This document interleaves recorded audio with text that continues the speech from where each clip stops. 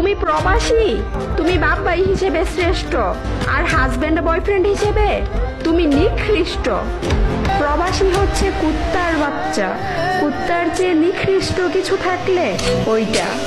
ওহে অশিক্ষিত মূর্খ, সঠিক শিক্ষাবিহীন নারী, তুই একজন মেয়ে নামক কলঙ্ক। হ্যাঁ, আমি প্রবাসী, আমি তোর কথাই বুঝলাম। আমি বাপ ভাই হিসেবে শ্রেষ্ঠ আর স্বামী এবং বয়ফ্রেন্ড হিসেবে নিকৃষ্ট, কি তাই তো? ওকে ফাইন, খোঁজ নিয়ে দেখলাম আপনার বাবাও একজন ওমান প্রবাসী, আর হ্যাঁ, আপনার ভাইও কিন্তু একজন পর্তুগাল প্রবাসী। যেহেতু আপনি বলেছেন প্রবাসী বাপ ভাই হিসেবে শ্রেষ্ঠ, সেক্ষেত্রে আমি আকাশ মেনেই নিলাম আপনার বাপ ভাই আপনার কাছে শ্রেষ্ঠ। ওহে অশিক্ষিত মূর্খ, সঠিক শিক্ষাবিহীন নারী, কি নিজেকে অনেক স্মার্ট ভাবো, কি তাই তো? প্রবাসীর খাও, প্রবাসীর টাকায় পড়ো, প্রবাসীর ঘরেও থাকো, আবার সেই প্রবাসীরটা খেয়ে নিজেকে অনেক স্মার্ট মনে করো। হাই রে মূর্খ, তোমার মাও তো সেই নিকৃষ্ট প্রবাসীর বউ, আর তুমিও তো সেই নিকৃষ্ট প্রবাসীর মেয়ে, আর তোমার ভাইও তো সেই নিকৃষ্ট প্রবাসী, আর তুমি তো সেই নিকৃষ্ট প্রবাসী ভাইয়েরই বোন। ওকে ফাইন, তারপর বললা প্রবাসীরা হচ্ছে কুত্তার বাচ্চা, তাহলে তো বোন তুমিও তো সেই প্রবাসী কুত্তারই বাচ্চা এবং এক প্রবাসী কুত্তার বাচ্চার বোনও। মানে ভাই, একটা মানুষ কতটা বিবেকহীন আর সাইকো হলে প্রবাসী যোদ্ধাদের নিয়ে এরকম নোংরা ভাষায় গালাগালি করে, যেখানে তার বাপ ভাইও একজন প্রবাসী। মানে ভাই, সস্তা ফ্রেম আর সস্তা ভিউর জন্য মানুষ যে কতটা নিচু পর্যায়ে যেতে পারে, এই সকল মেয়েদেরকে না দেখলে কখনো বুঝতেই পারতাম না। এরা ভাবে প্রবাসীদের কাছে টাকা আছে মানেই তাদের কাছে সুখ